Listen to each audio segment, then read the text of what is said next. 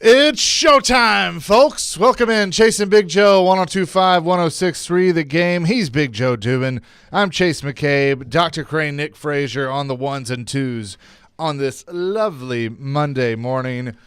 It's yesterday couldn't be my national holiday, so today is. It is the 66th running of the Great American Race, the Daytona 500. And guess what? We're going to have a driver call in from Daytona at 9:30. I've done radio for a long, long time. I've never had somebody call in the day of their big event / game / whatever. So Yeah. This would be kind of cool, man. Todd Gilliland going to join us in about 30 minutes before the running of the Great American Race this afternoon from Daytona after it was rained out yesterday. I mean, they've had rain the last 2 days. They hadn't had anything. So a doubleheader today. The Xfinity Series race will get underway in about an hour. And you will be able to hear the Daytona 500 on 94.9 The Fan starting at 3. So Nice.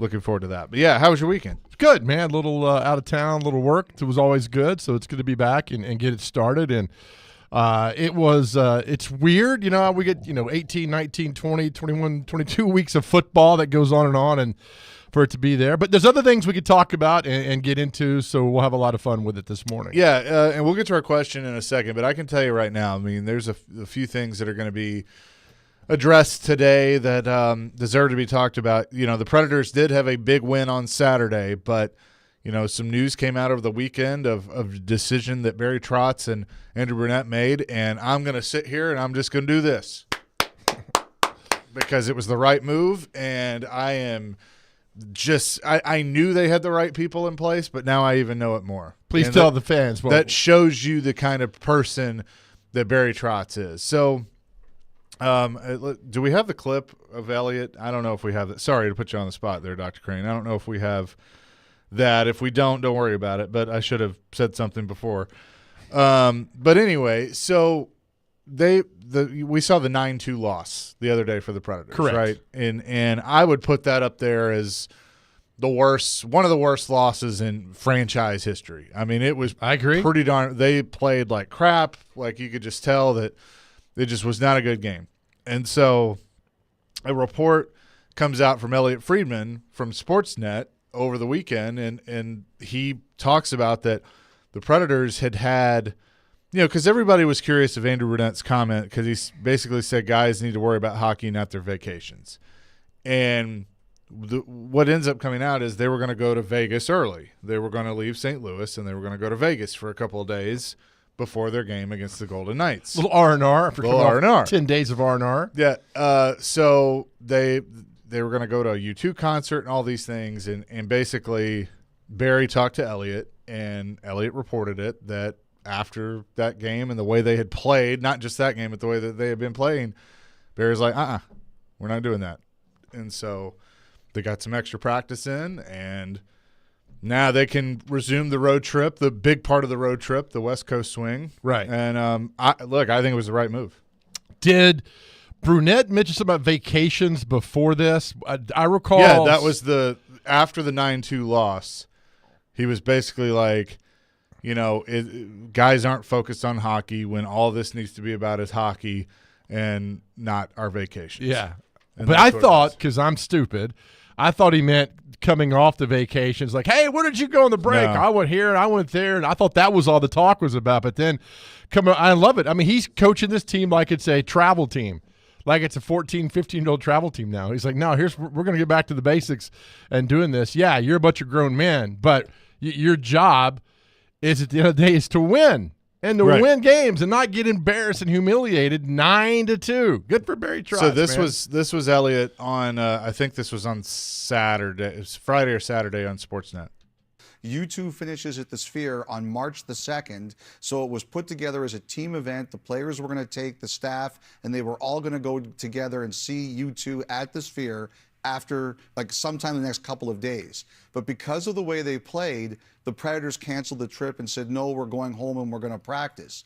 Now, I spoke to Barry Trotz today, and I asked him just about the decision, and he said, look, I'm not questioning our team's culture. I think we have a good culture. But when you're rebuilding or retooling, whatever phrase you want to use, you have to establish a standard that's expected in your organization, especially around their young players. Said the scores are relevant, but it's the way you prepare and play. And you can't allow the kind of performances we've had this week, especially at home. You cannot allow your players, particularly young players, to perceive them as acceptable. So we wanted to keep to our standards of principles and professionalism. That's why they canceled the trip, and I think you're going to talk about it with Yeah, there you go. So that was Elliot Friedman on over the weekend or whenever it was before the game on Saturday.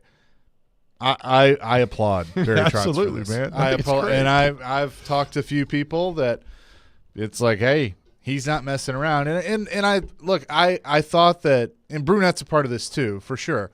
I thought that the part of saying, you know, of Barry saying to Elliot, you know, the young guys need to know that this is not acceptable. Right. And you got to teach that early. You got to get in front of that early. And if anybody is surprised that Trotz would do something like this, he's told the story. Alex Ovechkin, who's one of the greatest players in hockey, was late for a meeting one time, and Barry benched him for the game that night. And he said, look, nobody's above the rules. The rules are the rules. Right. I don't care who you are. Yeah, I see it. And guess what they ended up doing? They won a cup. They want a cup. Because he set a standard with Alex early of like, hey, you're a great player. You're a very talented player.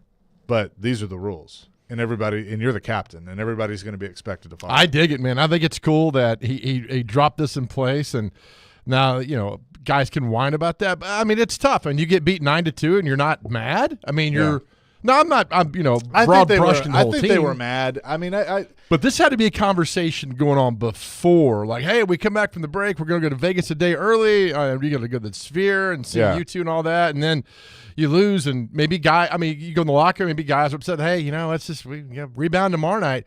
It's just, I don't think anybody gets mad anymore when they lose. Like I've told you, this NFL games, after the game when guys are sharing jerseys and signing things and taking pictures, and it's just, you know, I go back to when the Preds got bounced out of the playoffs by the Dallas Stars. You know, the first picture I see after that is PK Subban smiling. Was it Dak Prescott? Oh yeah. In the hallway, smiling. You just got knocked out of the playoffs, and you're in the hallway smiling, taking pictures. I was like, I got a problem with that. Yeah. You know, and so get pissed off that you lose. Does nobody get mad anymore? Well, good for Barry Trotz. Sure. I mean, and it's a great question. Look, I've been in that locker room a lot over the years. I've been in there after they won the Western Conference Final. I've been in there after they lost the Stanley Cup Final.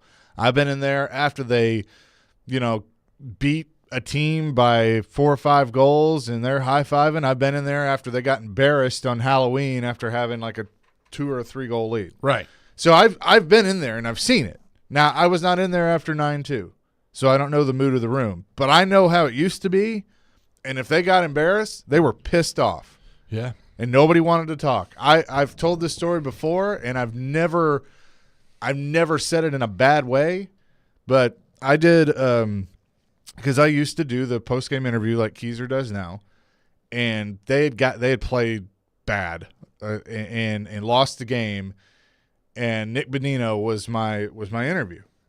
And I asked him, you know, just this. I'm like, I mean, what do you ask? You throw the softball and go, Nick, Right. what happened tonight? And he just like paused and he goes, we played like bleep.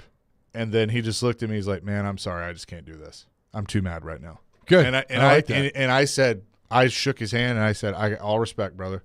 Like, I get it. That's fine. And so it was a 20-second interview. We played it because it told the story. Yeah. It told the story. And like, that is the kind of attitude that I want to see when a team gets embarrassed like that. Yeah, I like it. I think it's guys need to get upset and get mad. You know, we had that for a long time in the Titans locker room. You had guys you'd go to, a Keith Bullock, you know, a Vanden Bosch, guys who really got upset that they lost. I think a lot of that's been lost, no pun intended, now in a lot of things. And guys just like, we'll get them tomorrow night. Nobody really gets mad. I mean, just fired up mad and so upset at all that. Well, So- okay, so to that point, and Donovan on our text line says, I love Roman Yossi, but I'd sure like to see him get pissed off once in a while as our captain. I've seen Roman pissed off, but again, it's after it's in the locker room. Like, you don't always see it publicly, and I know that, you know, you or fans or whatever, you kind of want to see that, and you want to see that on the ice, and to an extent, I agree with you. Like, you need to see some of that emotion come out, like, hey, get after your guys on the bench. But I think he's more of that's between the team.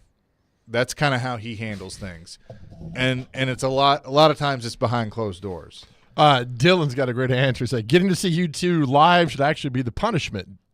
Dylan and Antioch to all that. I like it. It set kind of a tone, and we'll see what happens if they go out and they win. 4 or 5 on this road trip. Yeah. You can look back into that. If they don't, well, there's a deeper problem than being excited about going to see you too. Either way, this is a really crucial road trip for the Nashville Predators. They're leaving on to do this. Well, and they started it off on the right foot. I They mean, the game against St. Louis, now you go from playing the worst game that maybe you've ever seen, at least for this team, and they played one of the best games that they've ever that they played this year. So whatever, the message worked. The bag skate or the hard practice, I mean, it worked. So I will give them that credit that, hey, they listened, they took the coaching, they took the punishment, and they did something about it. Yeah. Now to that end, keep doing something with it. Don't make this a one and done thing. And I don't think anybody wants to see, it have to get to that point where you gotta do. It's like with your kids. Like, hey, I've set the expectation for you. This is what you're supposed to do. Don't make me be the bad guy to get you to do it. You know Good what point. I I wonder how Barry dropped it to the guys. I mean, I wish you were in the locker room. Okay, you after and I that have game. known Barry Trotz for a long time. We should in that locker room after the game. I mean, I think we know how. I mean, he's not. He's just- not a BSer. He's going to just walk in and go, hey, here's the deal. We're not going. Too bad. Slam the door, throw something, and get out of there. No, I don't think he does. Like, I don't think Barry's the throwing stuff, hellfire and brimstone kind of guy. I mean, I think he's going to tell it to you like it is. I wish he'd gone there in the video and just breaking a stick in half, something that would have been I was like, holy cow. But, he got the message across, and they won on Saturday, and now a big game on Vegas tomorrow night, and see what happens with the guys. And it's crucial now. I mean, this is a crucial road trip if they want to make the playoffs. Yeah. Big time. Johnny on our Twitter says, just to add a little extra to Saturday's Hockey Night in Canada, Jennifer Botterill and Kelly Rudley, I hope I'm saying their name right, disagreed with the decision, but to my pleasant surprise, Kevin Bieksa supported the decision. Bieksa was a member of the Ducks teams that the Predators battled. I look, it's the right move in my opinion. Like, you can't live in this world of, oh, did you mess up? Okay, well here's your prize anyway. All right, so they're flying out today. What's stopping Chase McCabe, power forward or whatever, defenseman, from going to see you two tonight?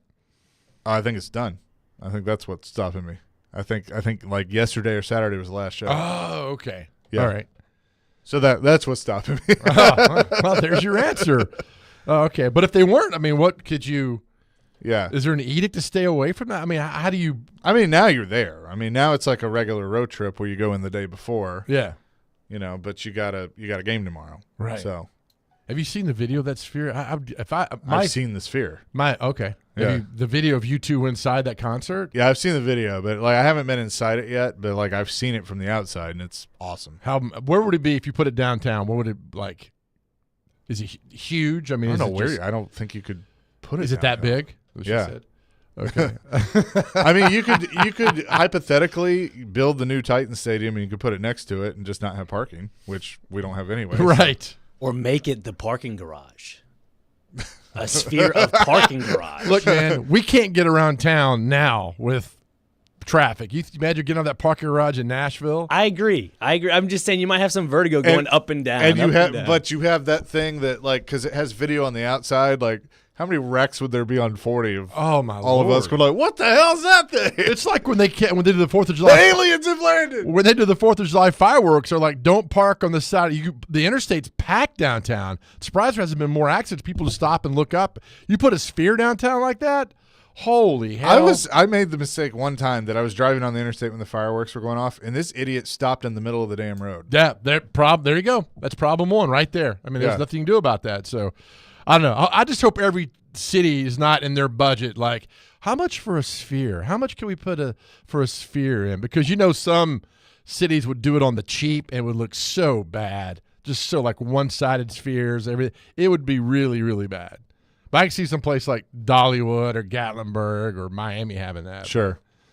No, man. I mean, it fits in Vegas. That is for sure. All right, But you want to do the coming up next, we'll get into our question and how it ties into this, because there's another team I want to address when it comes to bad losses. But real quick, what's our question? the most embarrassing loss your favorite team has ever suffered? The most embarrassing loss in your mind your team ever suffered. There's no wrong answer here. We're going to talk about Vandy. The Preds 9-2 was embarrassing.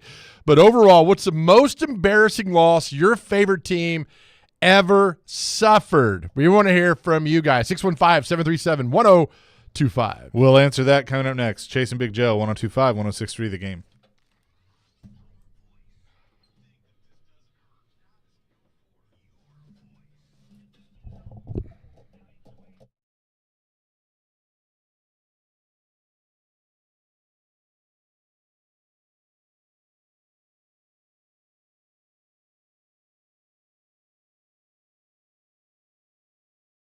All right, boys and girls, I've been telling you about this trip to Ireland with Colette, October 18th through the 25th. Today is the day that you can come out to a meet and greet at Brewhouse West on Charlotte Pike, my favorite bar, at 5:30. I'll be there a little early, so if you stop by, be watching the Daytona 500, you can come by, say hello, and then you can meet with me, the folks from Colette, and learn more about this awesome trip, the Many Shades of Ireland, through Colette. 800-581-8942.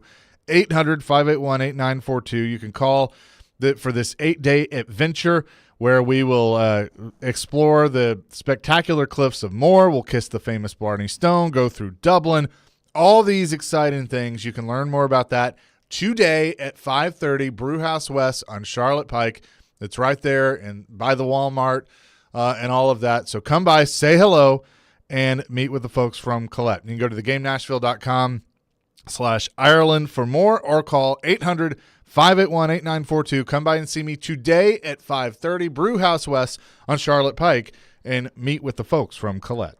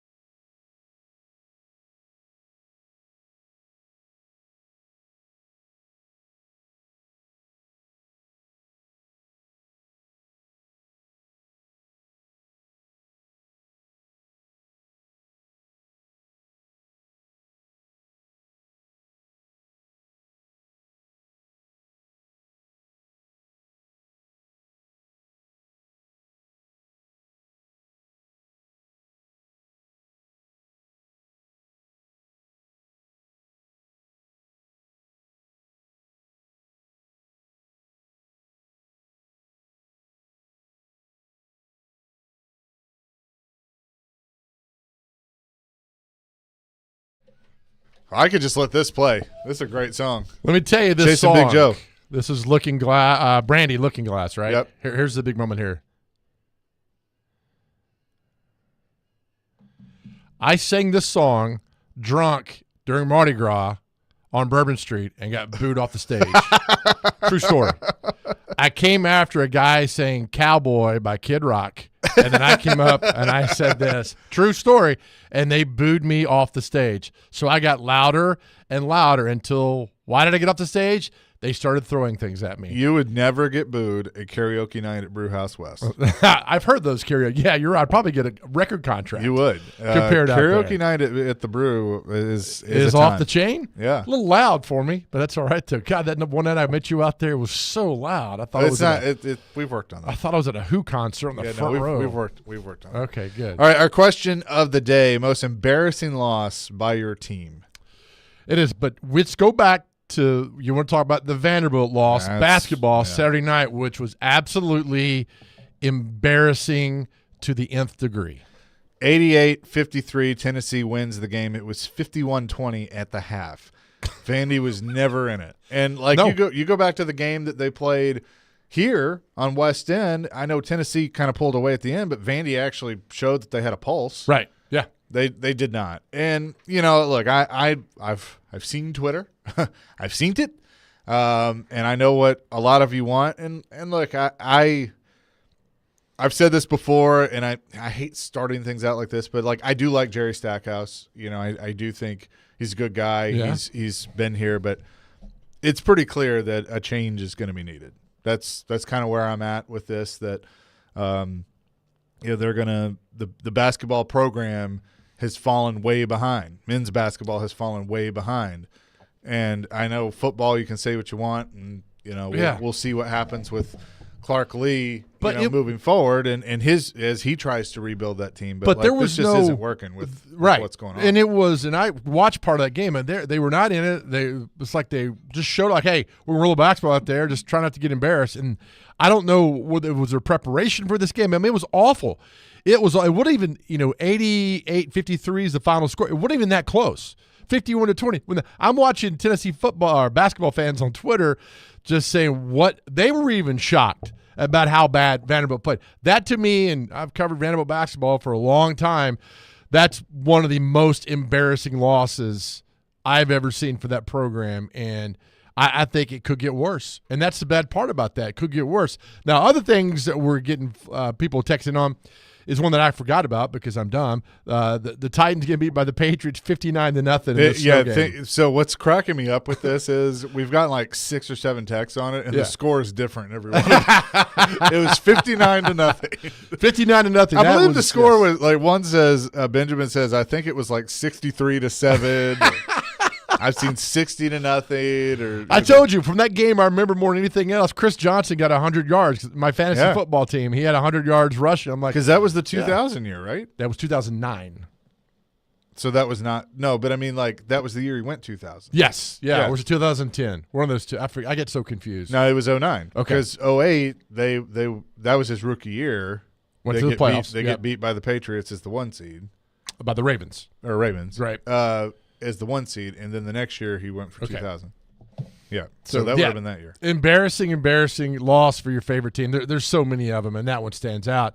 I thought the Jets beating the Titans 2 years ago was pretty embarrassing. Not to this level, 59-0, but it was still pretty embarrassing. So every team has them, and you don't want to.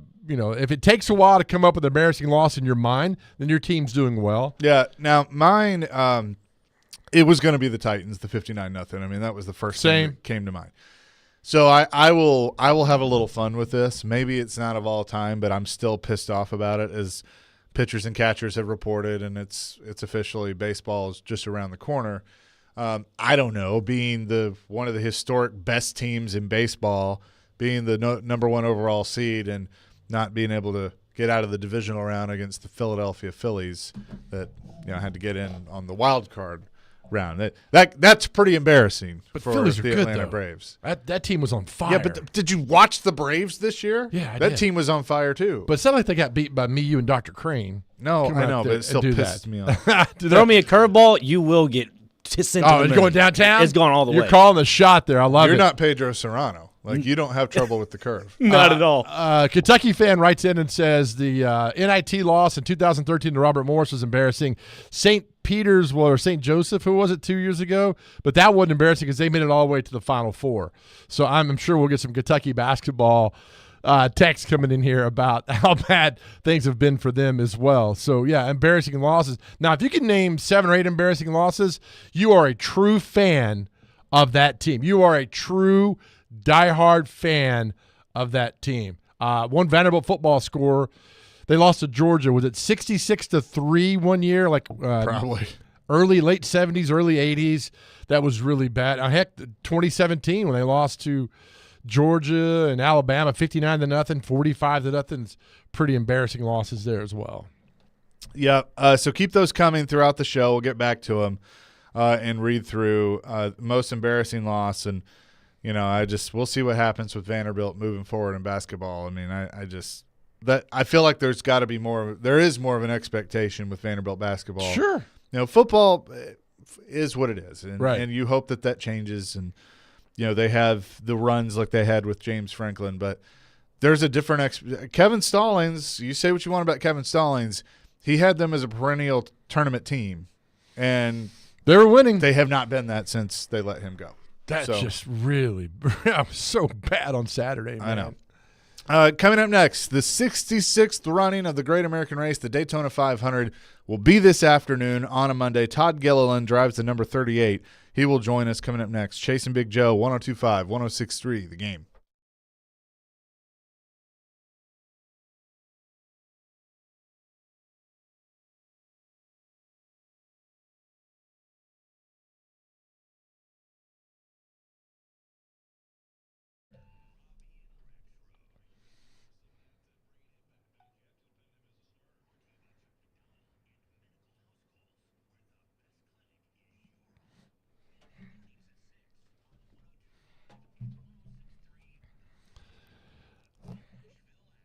All right, friends, Big Joe here. Listen, I love hearing from all of you who have used Medical House Calls and love the experience and the care. Now, here's how it works. One, you're going to give them a phone call because all visits start with a phone call with one of the providers to determine the extent of your need. Second, you're going to pick your treatment, answer a few questions. They'll provide you with the best treatment options, home visit, telehealth, or virtual prescription. And third, my friends, you're going to feel better in no time. Their great medical staff will get you up and running and, yes, feeling better. Board-certified nurse practitioners and physician's assistants will guide you the entire way. In fact, Chuck McDowell used Medical House Calls, so impressed with the service, their commitment, and their care, he bought the company. Just visit the website, medicalhousecalls.com. Go there and read the numerous great reviews. That's medicalhousecalls.com, where the nearest clinic is your home.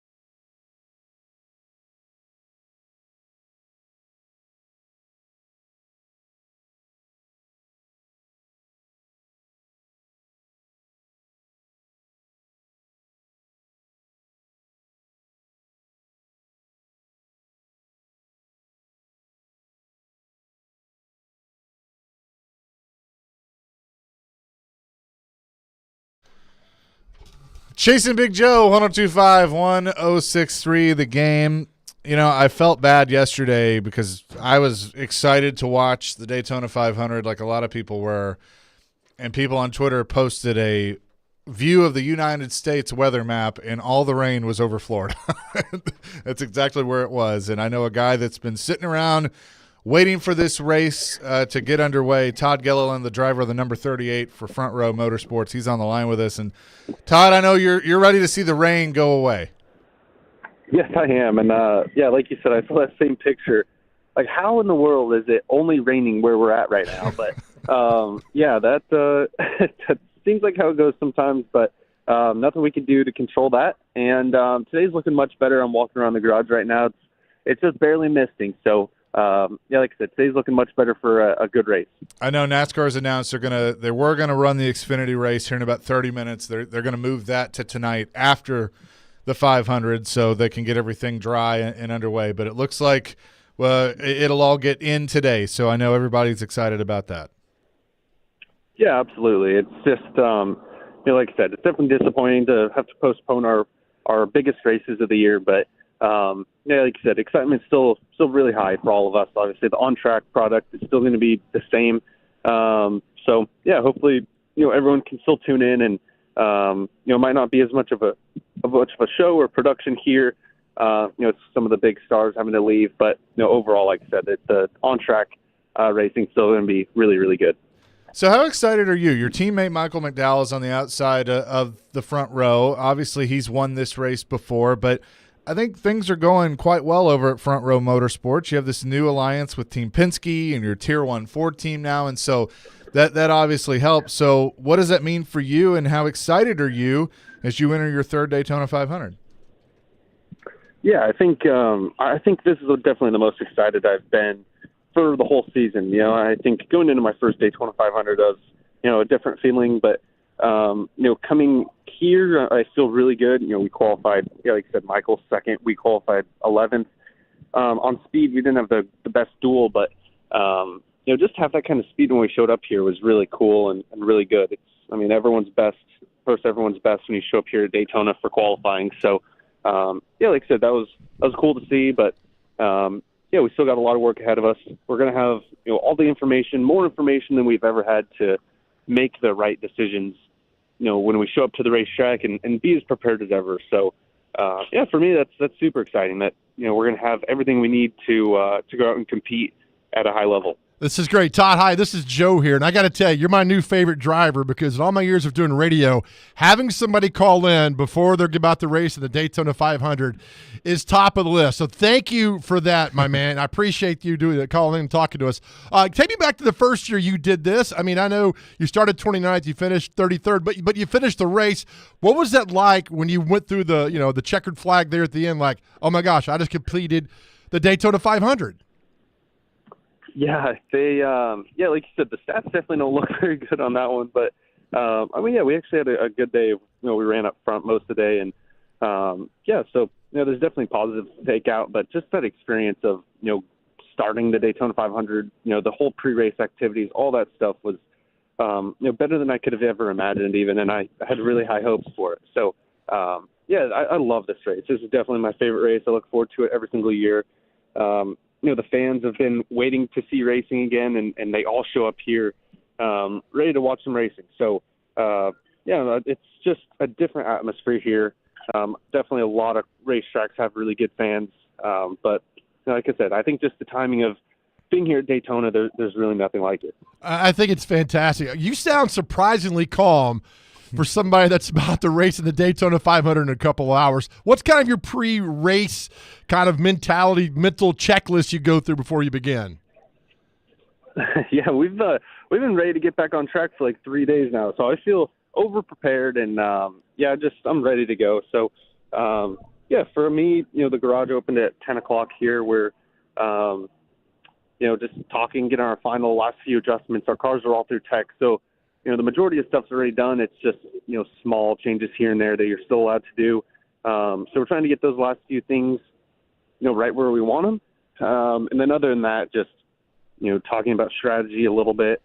But really all that stuff can change super fast. So it's about having a plan, knowing that plan, but then also being ready to change on the fly at any time too. So, right now, I mean, it's really not too much. Hoping for the rain to stop and just kind of hanging out, talking to my team. Like I said, getting the last few details that I need.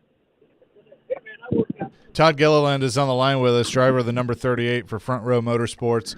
Will be racing today in the Daytona 500 and raced in the Daytona 500. You know, Blaney can say that, a few others. But how cool is that to be in rare company, to be a father-son combo that is raced in the Cup Series at such a high level? Yeah, definitely. It's no, I think honestly that's what's given me the appreciation for not only this race, but just being at this level. It's hard to get here, and it's even harder to stay here. So, definitely grown up watching my dad. I was obviously at a lot of races, and definitely a diehard fan. So, eventually just being around it your whole life, you definitely develop your own love for it.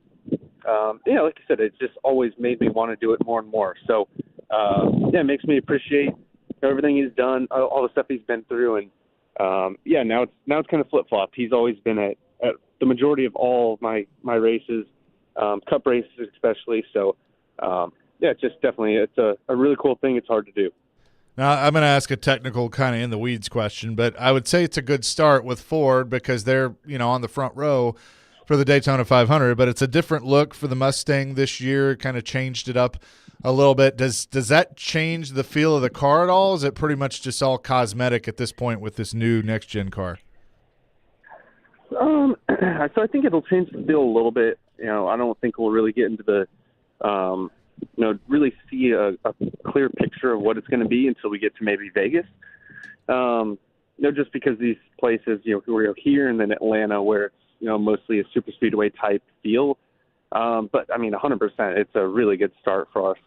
We haven't had a Ford lock out the front row in, 10 plus years. So, anytime we can do that, just come down here. It means we have the right horsepower we need. It means we have, good aerodynamics. And, and on a lighter note, definitely the Mustang looks super, super good. So, that's the stuff we can control. We come down here to the first race and be really fast. And, from there, we know the work won't stop. But, like I said, I think it'll take, probably 3 weeks until we can get to the, the real idea of how the whole season's going to be going and kind of how we stack up against the best of the best. We're talking to Todd Gilliland. He'll be racing the Daytona 500 in a few hours. Todd, at what point during the race does it quit becoming the Daytona 500 and it's just another race, or is that possible? I don't know. I think it's always just, you can always tell, right? It's a huge race, but, really you can't race it any different. I think everyone really tries, obviously they're the best. They bring everything they can to every single race. So, I think, everyone's anticipation is really high, but at the same time, there's nothing more you can do than a normal weekend. So, once you get strapped in, I think it really does change from, a normal or the Daytona 500 to a normal race. It's just, about making it to the end, having track position and all the stuff that's easier said than done. So, right.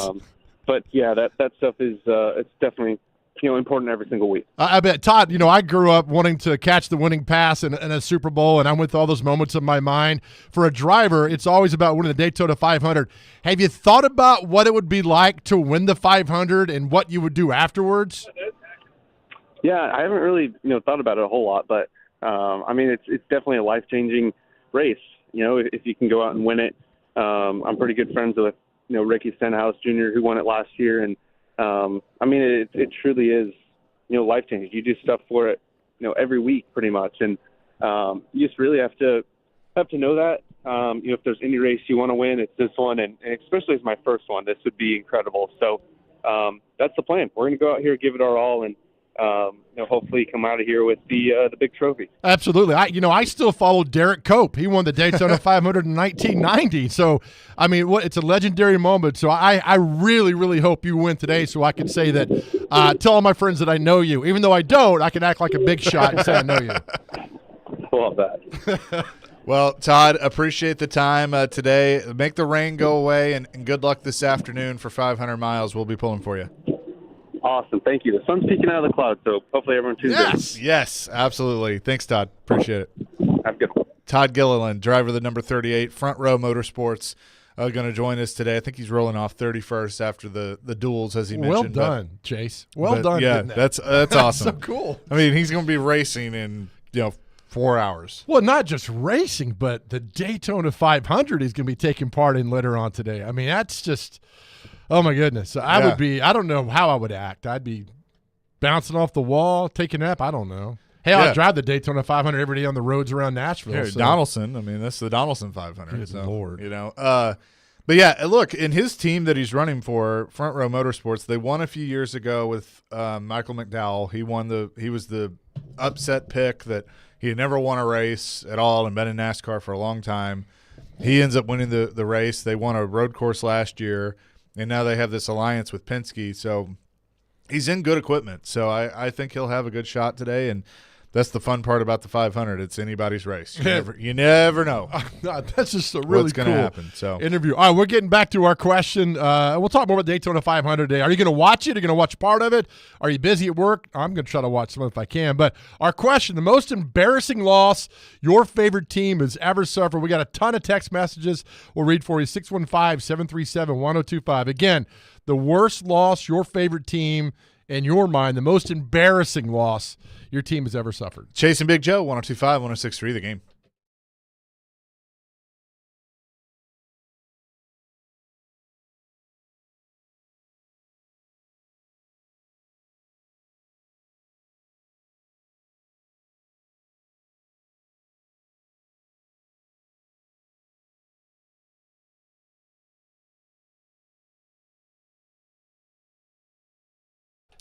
All right, perhaps you want to place a wager on today's race. You can use ESPN Bet. It's live in Tennessee, and it's the official sportsbook of ESPN. ESPN Bet is the only place to find daily exclusives and offers with your favorite ESPN personalities and shows. Sign up today. New users get $100 in bonus bets for making any sportsbook bet. Find all your favorite markets and bets like in-game wagering, cross-sport parlays, teasers, and my favorite, all the props that you can handle. ESPN Bet. Download today. What a play. You must be 21 or older and in Tennessee. For problem gambling support, call or text the Tennessee Red Line at 800-889-9789. Terms and conditions apply. See app for details.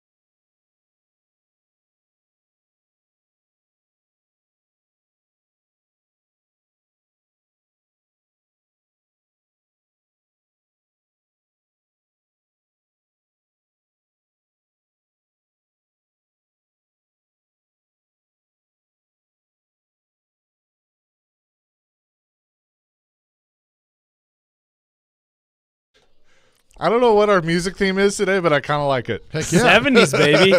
Chasing Big Joe, Oh, Dr. 102.5, Crane, you're the best. 106.3 The Game. This is going to be stuck in my head all day now. As it should. Oh, good stuff. I don't even remember what I was going to say now. Oh, Scott has sent in on the text line. I guess Scott's a big Vandy fan.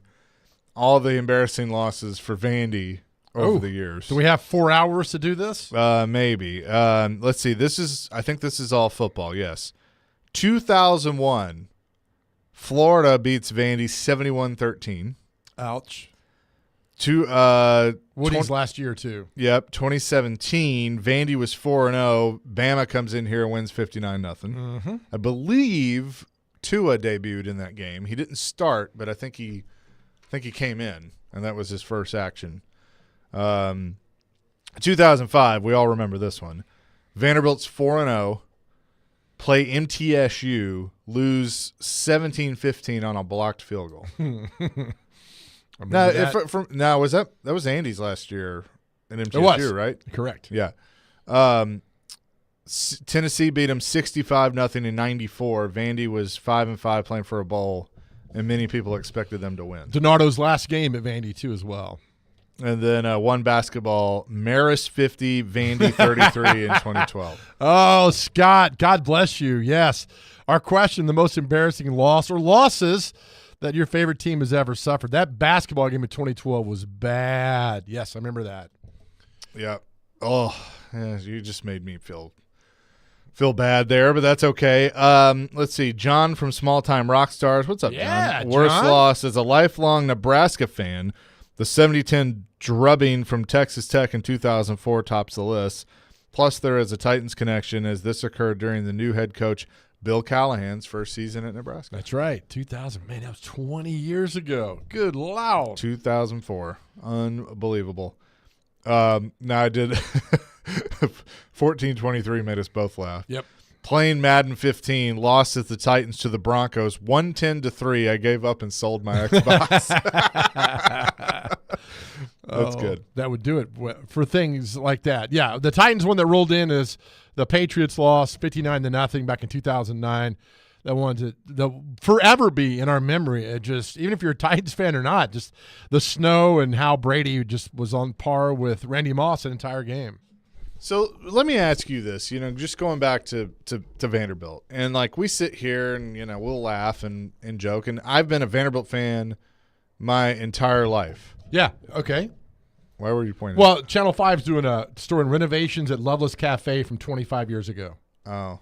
And there's you have a tie-in with the Loveless Cafe. I do. Okay? Tell And people there's that historic wallpaper. tell people your tie-in with the Loveless Cafe. My family owned it for 30 years. There you go. My grandmother. Wow. Huh. I remember this story too. So Channel 5 right now is rerunning a story that they did long about renovations at Loveless Cafe. Who is that girl? I don't know. Renovations going on 30 years, huh? Did you eat for free out there? All the time. There's Carol Faye, the biscuit lady. Rest in peace. R.I.P. Yep. Yep. Yep. Oh yeah, she was a gem too. Is that Loved what it her. is that what it looked like when they took it all down? Yeah, I think that's when they before they did the add-ons. Wow. Is that small? That's what I remember. That's what I grew up in. We'll walk Wow. down. See how appropriate. Walk That down was good. Memory lane. You were pointing. I'm like, what? What did I say? I was going to turn your head around and see that. But with Vanderbilt, it's time to get out of that. I've been a fan my whole life. Out of The it's same old Vandy, and this is what they are. Right. And it's and I know they want to. Candace has laid out all the stuff they're doing over there, and the with the facilities and the stadium and Memorial Gym, and hopefully that all helps, but gets more kids want to come and play here. And I understand it's an academic institution, but my thing is, and I've heard them say it and I've heard other people say it, if Duke can do it, if Northwestern can do it, Stanford can do it, why can't Vanderbilt? And that's where it's got to get to, because it hurts my heart to watch Vanderbilt just get completely run out of the gym by Tennessee. Like, and I know Tennessee's a better team, but it's Yeah. just like it just sucks. Well, I get the football part of that because it's the SEC for so long. And I know Northwestern had a couple of good years. I mean, you do have and Duke and Stanford. I get all that. But the basketball part, yeah, you were competitive for a long time, and now nobody goes. The team is not good. I mean, even last year they went on a nice little run to the end of season and run the tournament. Think it might build on something, but now it's – and I get, like, the portal is ripping teams apart. But still, at the end of the day, you got to coach. I mean, you got to get guys out there and motivate them, put them together. There's a lot that goes on. But what happened Saturday in Knoxville, that was just awful. I mean, they got beat by 35 or whatever it was. It wasn't even that close. So, I don't know. What's the solution? Yeah, you go and got a new coach and hope you build that way. But you look, I mean, I was watching the game yesterday. This guy from Memphis got hurt. And well, he had injuries when he played at Houston and Florida State and now at Memphis. I was like, good Lord. I mean, it's just bouncing around and around and around. I don't think it's any fun to be a college coach right now, especially when you're getting blasted like that in so many ways. And I don't see this ending for a while. Yeah, I don't either, unfortunately. But maybe they can change something. But I don't know. I will be curious though to see what happens. Because you can make the argument: do you make a coaching change now? Does it really matter? Now, I mean, it could matter if you get on a run in the SEC tournament, and obviously you'd have to win it to get in. And you're probably not going to do that. But do you make a change now? Do you wait to the end of the season, then make a change? Do you not make a change? I mean, I feel like you got to do something. You have to. It's funny you talk about winning the tournament from where they are. For us old school guys, 91 when the tournament was here, when Tennessee with Allen Houston ran the table to the final day. I mean, they were upsetting teams left and right. I think it was Alabama beating them by like 30. But, I mean, just to win those games to get there, it's nearly impossible. Yeah. Nearly impossible. Yeah. I mean, plus, if Vanderbilt could do that and get to the tournament, that'd be great. Man. Oh, it'd be fantastic. But I just think my disappointment is you look at how they ended last year and went on this tremendous run through the SEC and, quite frankly, got robbed from being in the tournament. They should have been in the tournament after that. And so you think, okay, here's a bunch of momentum that they have going into this year, and then guys transferred out, and you kind of started the process all over again, and none of that momentum carried over. And that's what was really disappointing. So we will see what happens there. Jonathan Hutton is going to join us at the bottom of the next hour. We'll get some thoughts on the Titans and the NFL with him and also continue to answer our question of the day. It's Chase and Big Joe here on a Monday, 102.5, 106.3 The Game.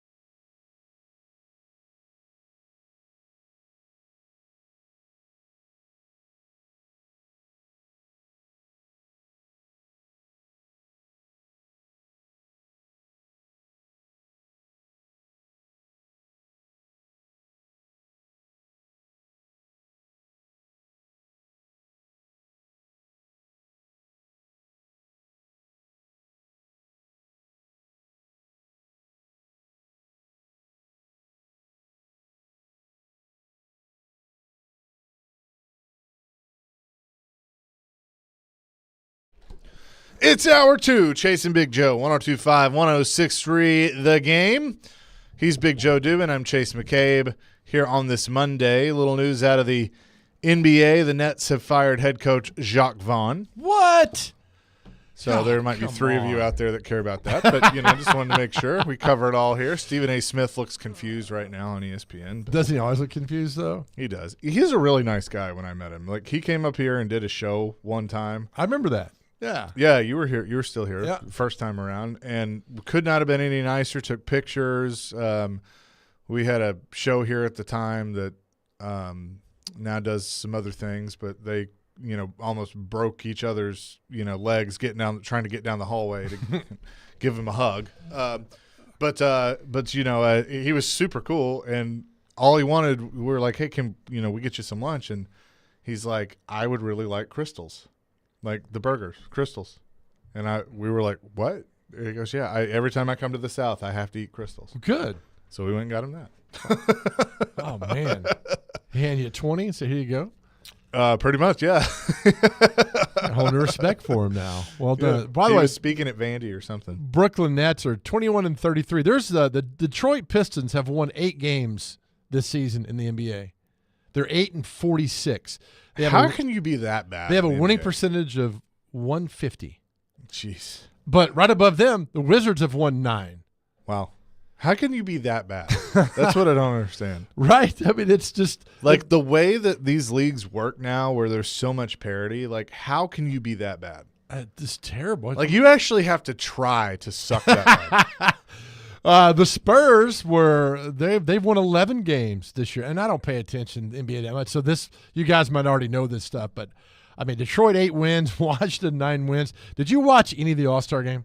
Not really. I watched a little bit Saturday night of the 3-point contest. That was kind of cool. Yeah, I like that. I wanted to see, that they mixed in the WNBA Yeah. and stuff. I thought that was cool. I mean, just watching Steph Curry like that it's amazing. yeah, yeah. It's But amazing. I mean, she was right there with him. I mean, I know Steph won, but like Right. that was That was well awesome. done. The floor lit up, neon Yeah. green. That was kind of cool. But yesterday, I mean, and the NBA commissioner came out and said he's looking for a really competitive game, and they scored nearly 400 points in the All-Star game. 400 points.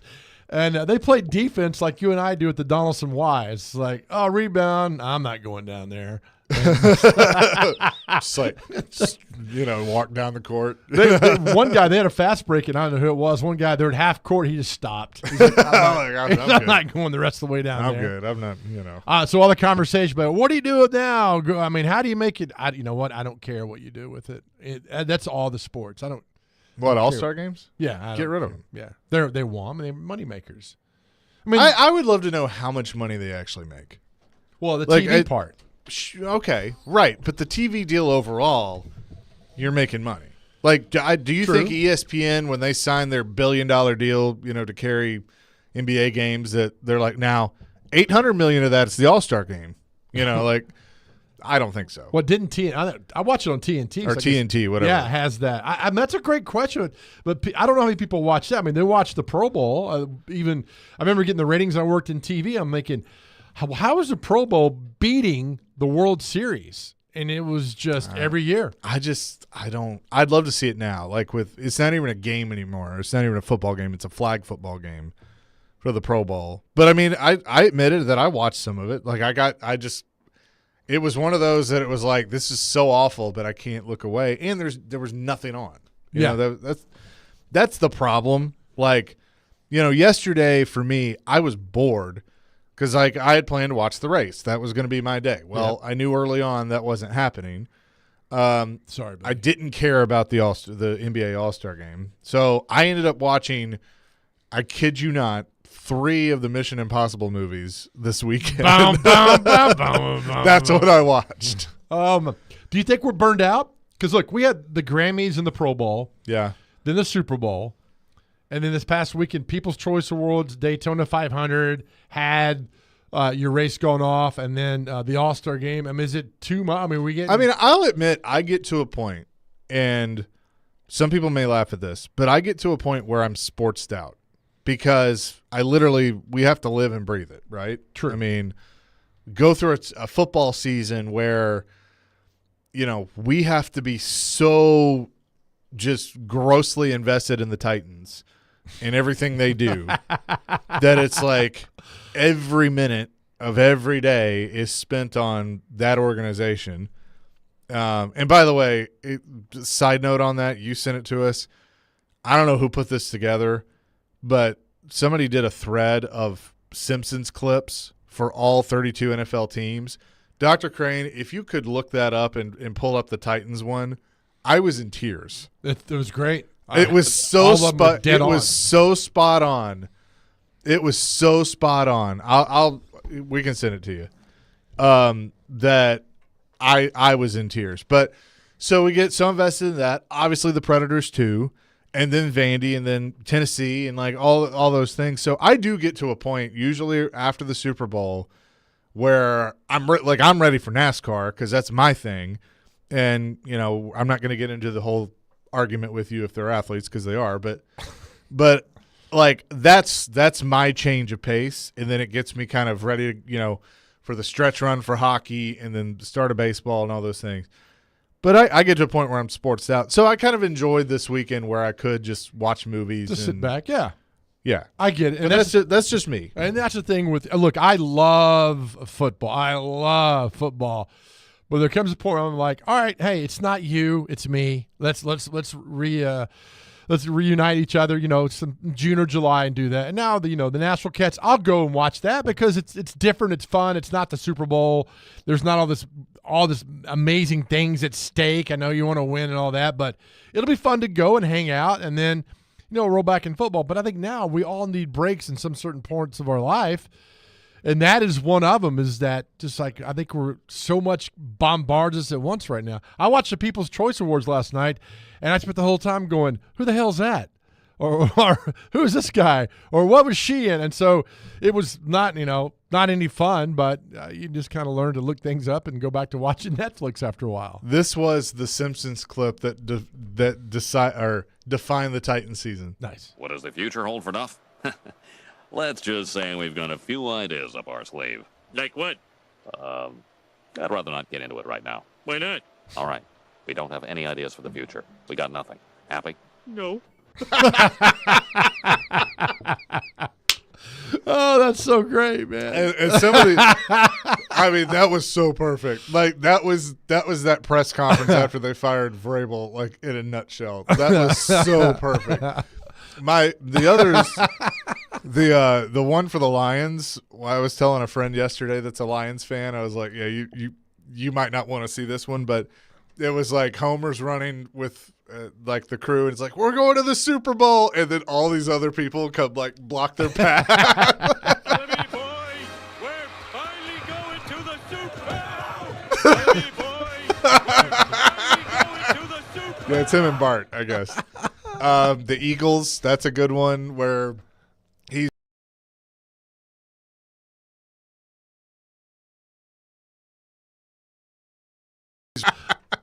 that's a good one. Trying to think of some of the others. I mean, they were fantastic. But the Titans one was so apropos, man, because it was perfect. Like, we got big plans. What are they?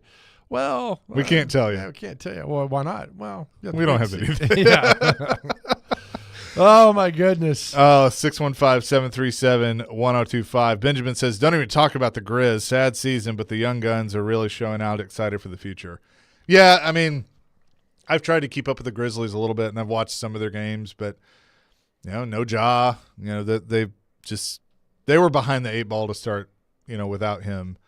I thought the Marcus Smart edition was going to be good, and I guess it hasn't been. Hey, they've won 20 games. That's 12 more than the Detroit Pistons have. Well, that's true.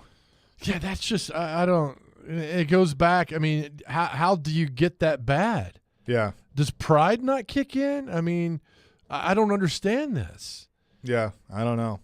6638 says this, and I want to talk about this for a second. MLS season starts next week. Nashville SC. I need you, especially Dr. Crane. We need to monitor this a little bit more this year. I definitely want to do that. How are they predicted to be? Because I have not done any type of talking to people or research on anything with NSC yet. So, in my eyes, it looks like it's going to be a little bit of regression just because the new faces. But to other people out there, they're predicting, and I'm in the same boat, around 7, 8, and 9. And some Okay. people have done 10th place. So who's gone that I would know? Dax McCarty, the big icon Yeah. in the middle, he's Did gone. he retire? No, he actually signed with Atlanta United. Okay. So that's a big, interesting one. We signed Tyler Boyd out from L.A., a good forward. I was about to say the receiver from. I know, yeah. That might be an issue if the Titans end up Right. possibly signing Tyler Boyd. But, yes, Tyler Boyd out wide. Randall Leal, unfortunately, has another hamstring injury, so he just can't seem to get rid of the injury bug. He's a good player just when he's healthy. But as for everybody else, Sam Surge had a really good preseason, scored a lot of goals. The one match that I went to here in Nashville with Geodis Park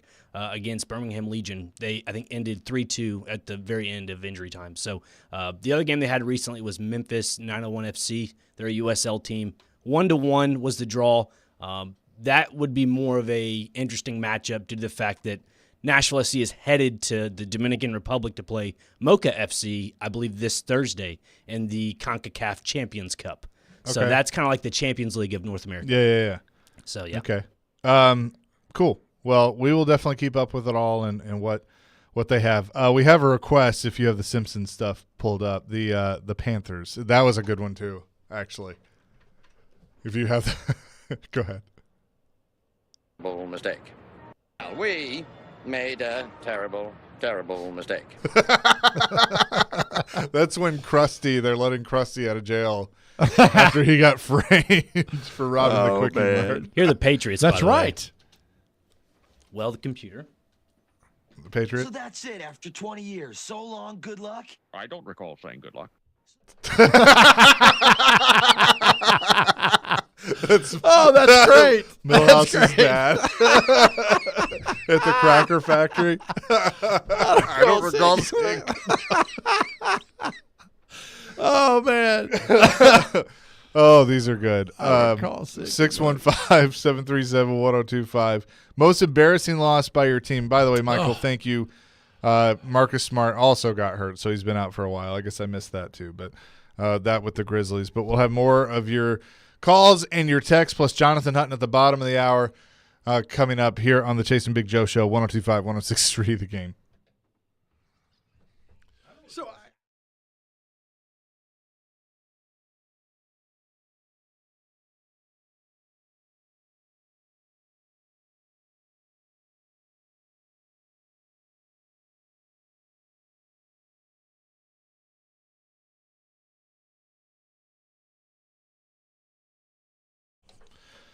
Hey, do you want to stay overnight in a medieval castle? Do you want to go to a historic whiskey distillery and just hang out in Ireland with me? Well, this is what you need to do. Go to thegamenashville.com/Ireland and learn more about this wonderful trip from the folks at Colette, the many shades of Ireland. You can also learn more about it today at 5:30 at my favorite bar, the Brewhouse West on Charlotte Pike. I'll be there a little before then, but 5:30 is when everything starts. You can come by and meet with the folks from Colette, say hi to me, have a beverage, and learn more about this trip. We'll explore the historic city of Dublin, kiss the famous Blarney Stone, all on an 8-day trip, October 18th through the 25th.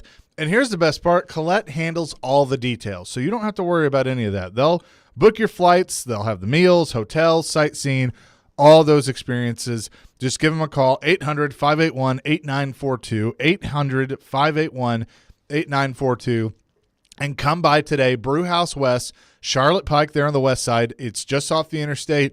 You go past the Walmart, and boom, it's right there on the right on Charlotte Pike. And you can come by and meet with the folks from Colette and me and learn more about this wonderful trip to Ireland. 800-581-8942 or go to thegamenashville.com/Ireland.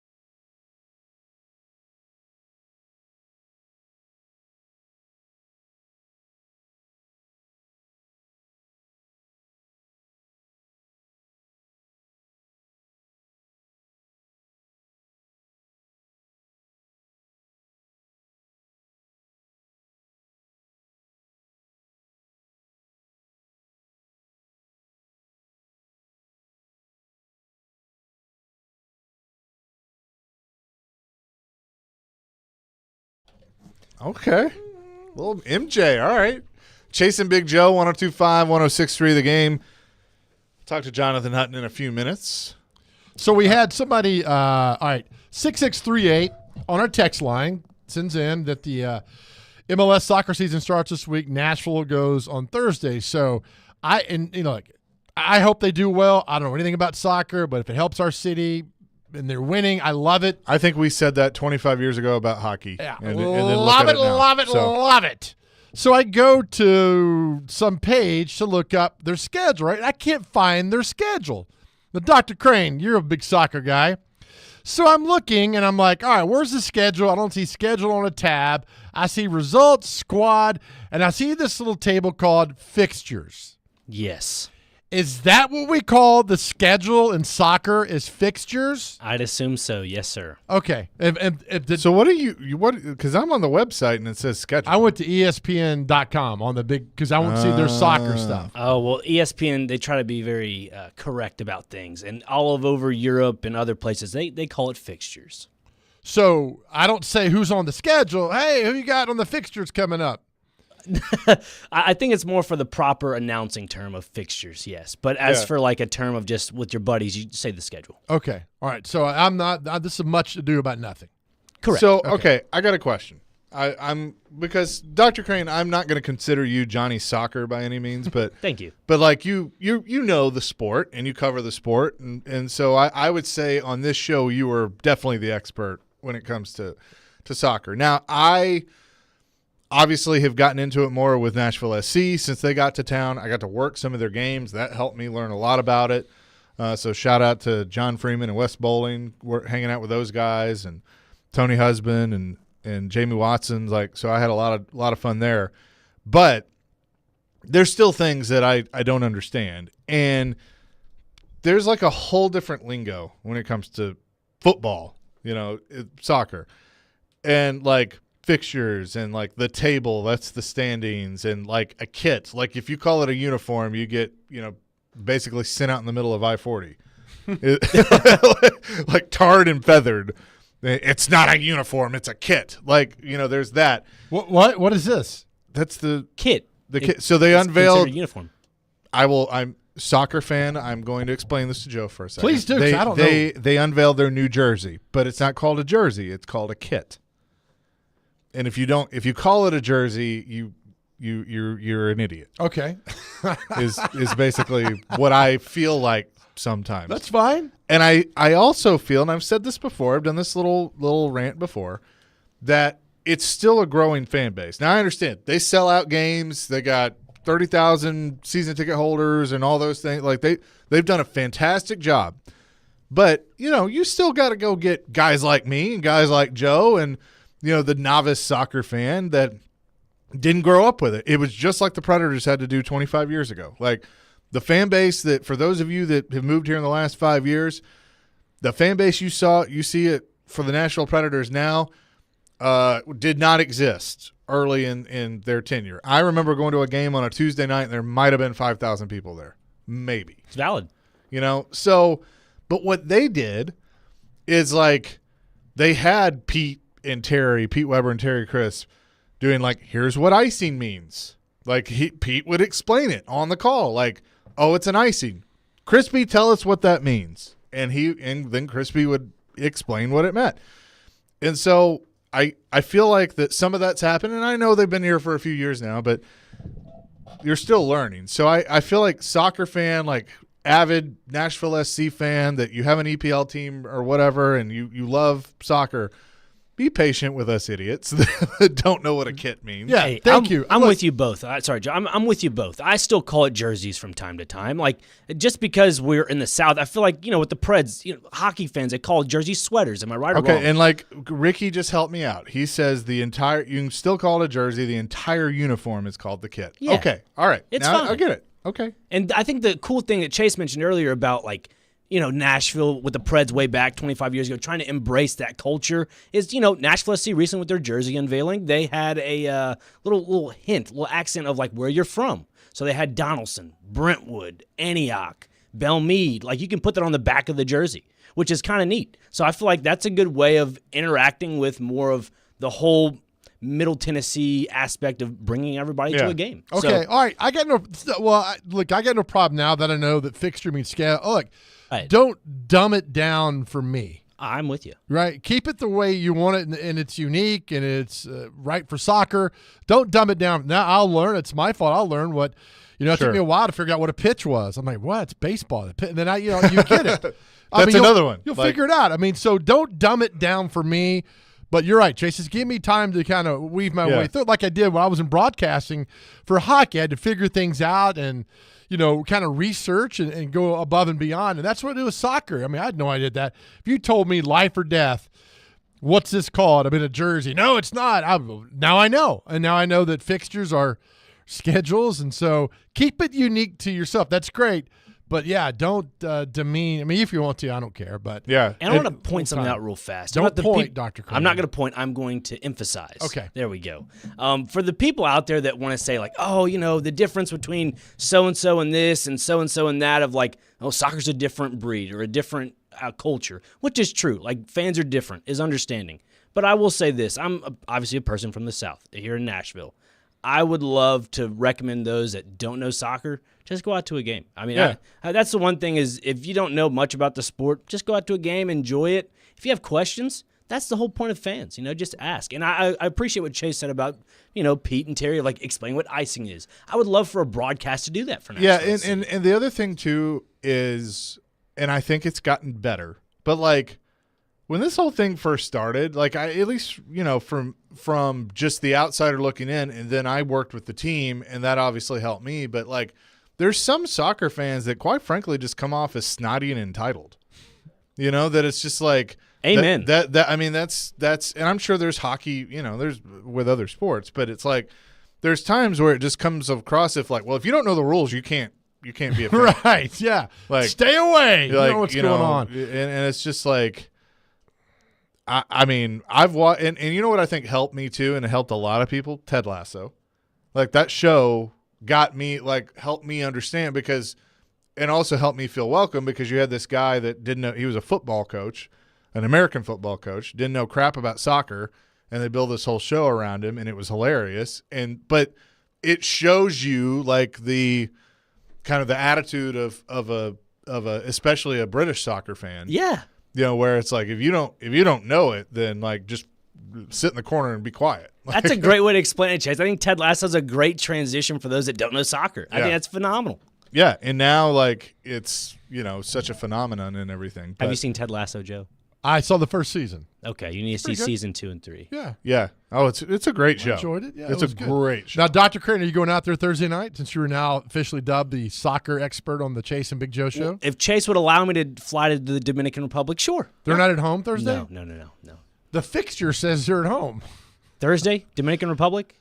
Is it against Mocha FC, correct? Yeah.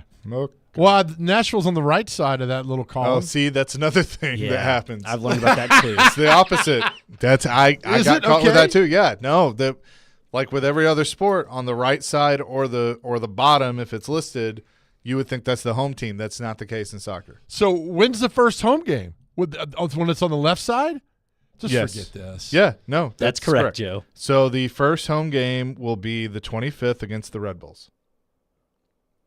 Is that it? It's a week from Sunday. This Yeah. Sunday. Yep, The season's upon us, Joseph. it's here. Wow. And then, okay. and then Mocha FC will come here on the 28th. Yeah, that's correct. How do this is understanding schedules 101 with Big Joe. Okay, all right, I've got it now. I guess. There you go. We're here to help. I think if they have Nashville 1,000 games. I think if Nashville SC would allow us to come out to their training grounds or practice facility, have us, kick the ball around, it'd be a great little introduction for us. we call that exercise, and I'll pass. Okay. I just want to see it. I want Yeah, to. I would love it. Of course, I put me in goal, and I'll break a hip trying to dive for one. I mean, hey, it happens. Trying to be Joe Willis. He's still there, right? Yes, he is. Yeah, Yep. okay. That's correct. There you go. I'm learning all kind of stuff today. We had some fun with this. Coming up next, we'll talk to Jonathan Hutton, get his thoughts on the Titans and everything else going on here on the Chase and Big Joe show, presented by Regal Realty Group, 102.5, 106.3 The Game.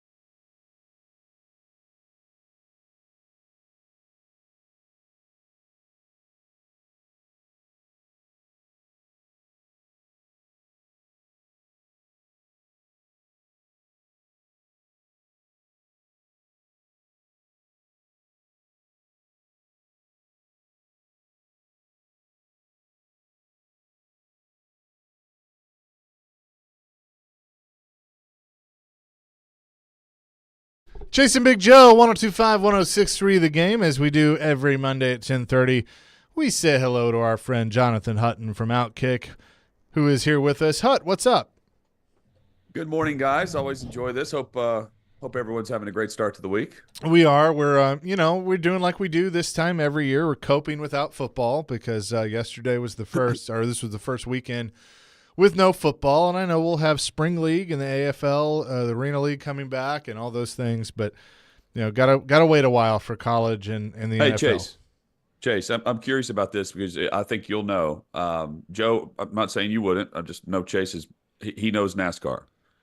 Daytona yesterday versus Daytona today, ratings-wise.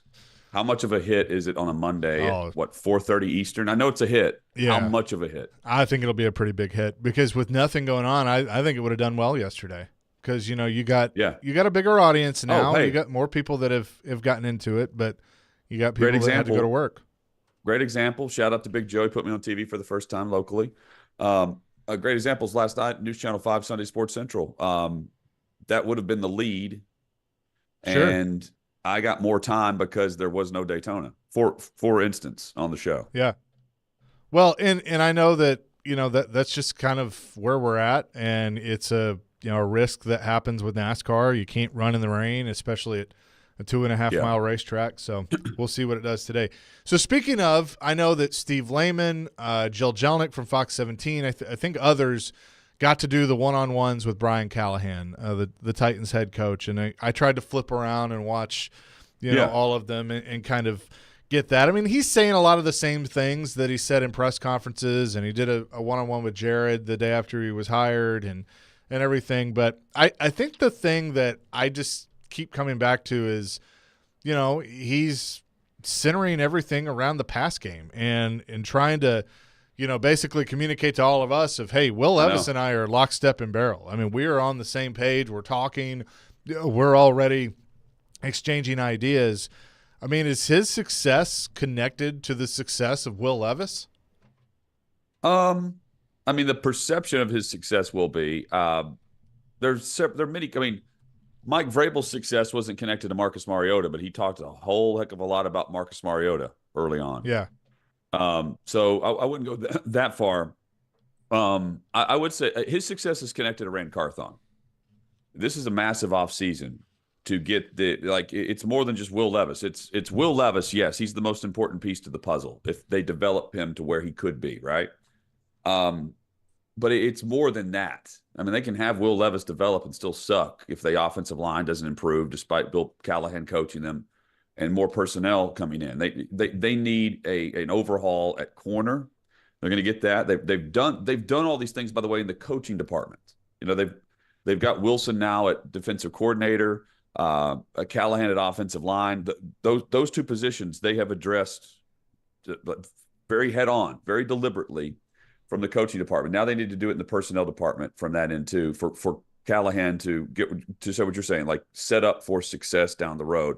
So it's not just tied to one player. They can always move on to a different quarterback, but to actually speed this process up, sure, absolutely. And I can't wait to see Jill's version of the interview because I've only seen one, and that was on 5. And again, every time, and I heard him with Jared, I think he comes across.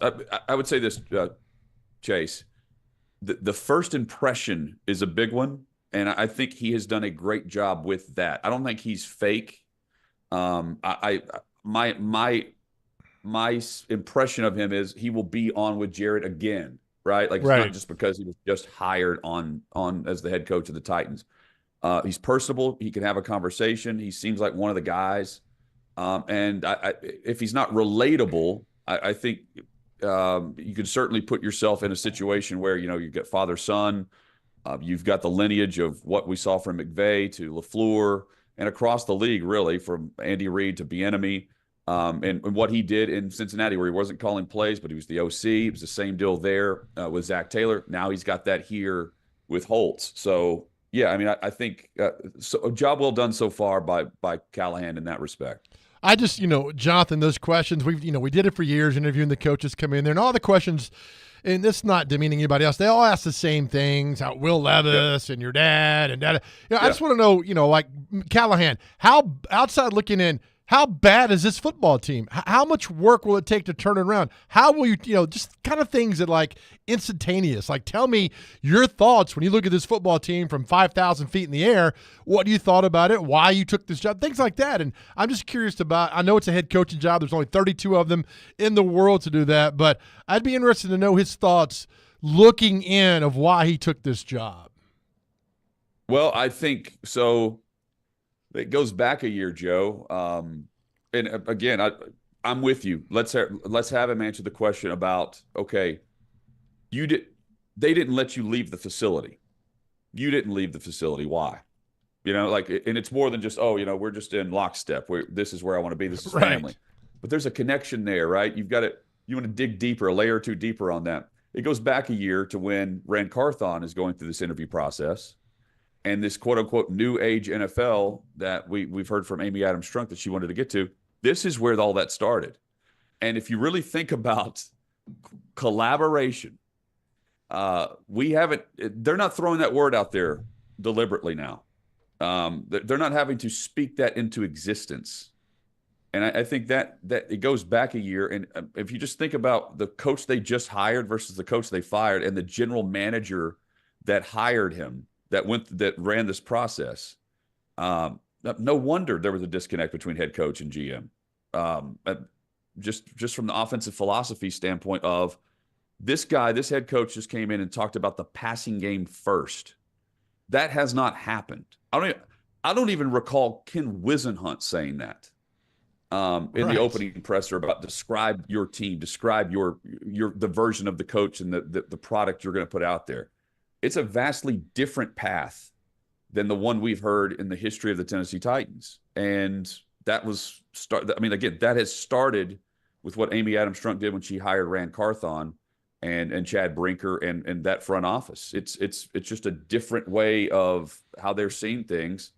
And that also goes defensively too. Asking Bayer to take the pay cut isn't just because they needed money on the cap. I just think philosophy-wise, they're not going to spend big money like that on safety. They're going to work on the outside and improve the cornerback position with more reliable talent because that's where the big money should be. How much can the Titans' problem be solved in free agency when it starts? Because they can go get that big receiver or get that massive left tackle they need. I think a lot of they got so much money. I think they could solve a lot of these problems. I think they tried to do it last year, but their evaluation was bad. But, Jonathan, I think they could solve some major issues on this team in the first couple of days of free agency. Yeah, they can. But here's what's so difficult right now, Joe. I don't know who – so starting tomorrow is when you can first franchise tag players. Yes. I don't know of the free agent group that we're looking through as and saying, oh, they could improve here. Here's this guy. I mean, I'm looking through some of the names that are on. I mean, T. Higgins could certainly be franchised, tagged and traded with a sign and trade. Cornerback Jalen Johnson. You've got Michael Pittman.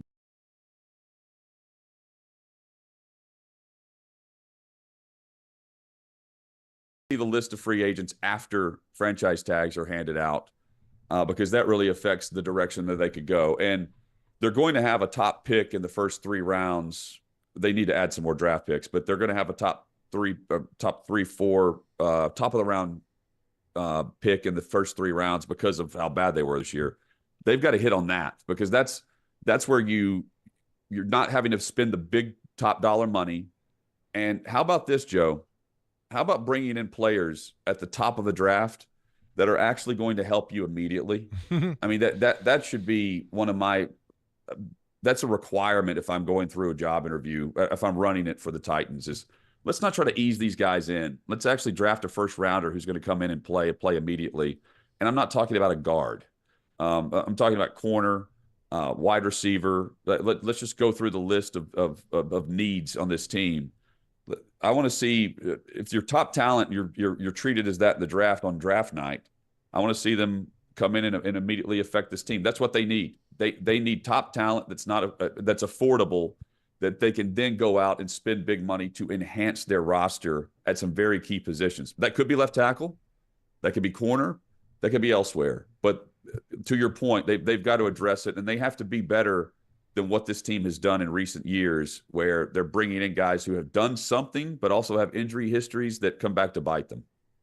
We're talking to Jonathan Hutton from Outkick. So when you mentioned Ran Carthon, one thing that I would like to see more of, and I know the head coach is the voice that you're going to hear from the most. No, you're right. I know where you're going. But I need to hear from the GM. We haven't heard from him since Vrabel was fired. And then Callahan was introduced, but it was Callahan taking all the questions. It wasn't Carthon. So I want to hear more from him. The combine's next week. Usually the GM speaks at the combine. Yes. So I would assume that's going to be the next time we hear from him. But he was even asked about it when Vrabel was fired in that press conference. Do you feel like that he's going to do a better job of that and put himself out there more? I mean, he said that at the presser the last time we heard from him, Chase. He said he learned from year one. I mean, I think it was in response to PK. He learned from year one, where in the fall it was deliberate during the season that he took a step back and he made it about the coach and the team. Remember this? Sure. This is now, I mean, if you're the general manager, this is your season. And like it or not, and I'm not totally on board with this, but I am a believer in perception is reality. Last year, they just refused to describe the hierarchy and who was making calls and doing what, right? Right. I mean, maybe I'm just dead wrong and I'm reading way too much into it. The storyline on Stillman and company moving forward throughout the offseason is going to be who's behind the scenes doing what? Is Chad Brinker running the show, or is it Ran Carthon? That's why Ran Carthon needs to speak at the combine. Sure. And that's just, again, perception is reality. And you don't even have to address it. You just have Carthon run the show.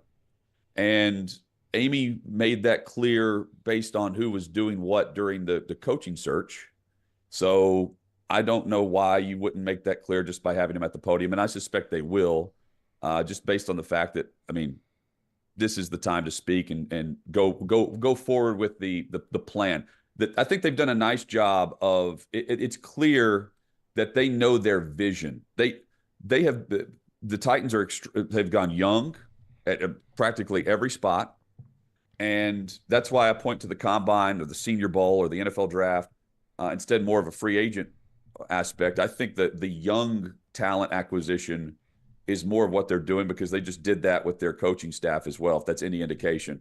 And Carthon's leading that from just the release by Strunk. But again, we see all the stuff about him not being at the Senior Bowl, whatever.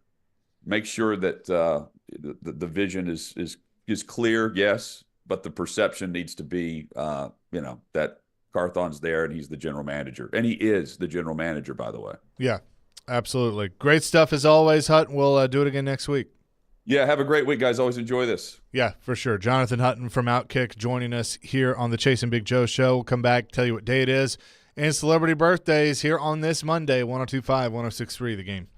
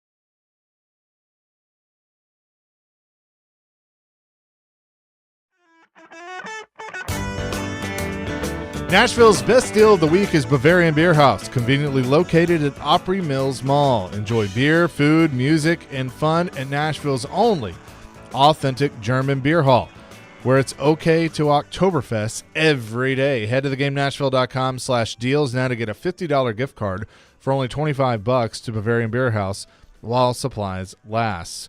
Chase and Big Joe here on this Monday, broadcasting live from the Spring Hill Heating and Cooling Game Nashville studios, keeping your home feeling comfortable all year round. Without further ado, let's get to what day it is. So today, gentlemen, it's kind of a patriotic type day. Starting out with I can't even pronounce it right. Iwo Jima Day. There you go. D-Day. Thank you. The February 19th all the way through March 26th, I do believe, was the battle. The other one we have is National Arabian Horse Day. Anybody have rode a horse before? Or? I have ridden a horse. Yeah, not an horse. Arabian Sorry, horse. I did. I was an extra on Gunsmoke, so for a couple of years. Okay. National Chocolate Mint Day. You know the Thin Mints, little Girl Scout cookies? I love Thin Mints. I'm a big Thin Mint guy. Especially out of the freezer. There you go. Ooh. Oh, yeah. I never thought about that. Oh, yeah. Other one we have is National Lash Day. Joe, you have to get your appointment later. It's at 2:30. Okay. Making sure about that. Is Chase going with you? He is not. Okay. No, Getting mine's his nails done. later in the week. Gotcha. We couldn't get the same. It's Right. the whole thing. Here's the patriotic part of this I was getting to. National Vet Girls Rise Day for all the women that served for our country. Amen. The other one we have is President's Day, obviously. I was about to say, holiday. that's a pretty Yeah. big. I was going to say the biggest for last year. The other one we have is Prevent Plagiarism Day. Hard Well, to that's do good. that now with AI. Yeah. I remember in grade school that was a And big AZ. problem. Big problem in grade school. Luckily, the teachers have cracked down on it since then. Yeah. But with that, let's go to celebrity birthdays. All right. Celebrity birthdays. America's favorite game. All right. First birthday today. How old is Smokey Robinson? The great Smokey Robinson. How I'm old going is to he? say 83. Ooh, this is 87. 84. Chaser Oh. knows the greatest singer of all time. Well done. Jeff Daniels. How old is Jeff Daniels? Man, that's a tough one. I'm going to say 58. One of the funniest movies of all time, Dumb and Dumber. Oh, yes. Oh, man. 64. 69. Whoa. Are Yep. you serious? Yep. Seal, Damn. the singer, not the animal. 54. 62. 61. Good We're job. tied at 1. Good job, Dr. Crane. Benicio del Toro, the actor. 51. 57. 57 exactly. Nice. Dr. Crane, how'd you know that? I just kind of guessed I know at you it. man. did. That name sounded fancy. Italian? No, I think that's Spanish. know that Actress is Spanish, yeah. Victoria Justice. Remember that show, Victoria? It was on Nickelodeon. No. Oh, you guys don't because you didn't have daughter and you watch that every single day. Was a Tom and Jerry type guy. Yeah. That's a classic. Let's see. I don't know. 35? 40. 31. Yeah. Chase, you're so close to doing that. Actress Story of my life. Millie Bobby Brown, who is not related to Bobby Brown Or Milli Vanilli? or Millie Vanilli. Good call. I have no idea who that is, so. That's the Netflix Stranger Things person. 11? Uh, Yeah. 61. Oh my, Chase. Uh-oh. Yeah. It's the young girl, you know. I don't know who this is. Okay, Stranger Things. Had to be, I don't watch Stranger Things. She was like 12 years old at the time of recording it. We're going to go a little higher, going 15. She's 20. Oh, boy. Not, Okay, not well, Has that's it been later. that long? Sure. Yes. Guitarist Tony Iommi of Black Sabbath, who lives here in Nashville, I think. 74. 81. 76. Hey, 2-2. Well done, buddy. Talk show host Lorianne Crook. Remember Crook and Chase? I do. She's a McGavick graduate. How old's Lorianne Crook today? 63. 72. 67. Stanley from The Office, Leslie David Baker. How old is he? 59. I'm going to go in my 60s as well. We're going 66. 66 exactly. Jeez. Dr. Crane's up 3-2. All right, this is good. All right, to the end here. Let's go with, all right, Chase, you got to tie this one. Actress Justine Bateman was on Family Ties with Michael J. Fox. Her brother is Justin Bateman. Justine Bateman. 62. 68. She's 58. With that, Dr. Dang Crane it. wins 3-2. Good job, you, Dr. sir. Crane, starting the week Appreciate it. off on Well a done. winning note. Daytona 500 will be today. You can hear it at 3 on 94.9 The Fan if you so choose. And they've moved the Xfinity race to tonight Ooh. after the conclusion of the 66th running of the Daytona 500. There'll be nobody in the stands for that. Probably, but I'll watch. Okay. As we leave every show, always to our guys out there, listen, if you're struggling, know that we love you. And if you need to talk to somebody, 988 on your cell phone, please reach out. Please talk to somebody. We know it's tough and things aren't great right now, but listen, reach out to us anytime. Just we want you to know that you're immensely loved and our world is such a better place because you are here. Please know that and know that we love you. Amen to that. That will do it for us. Caroline, Willie, and D. Mace. Coming up next here on 102.5, 106.3, The Game.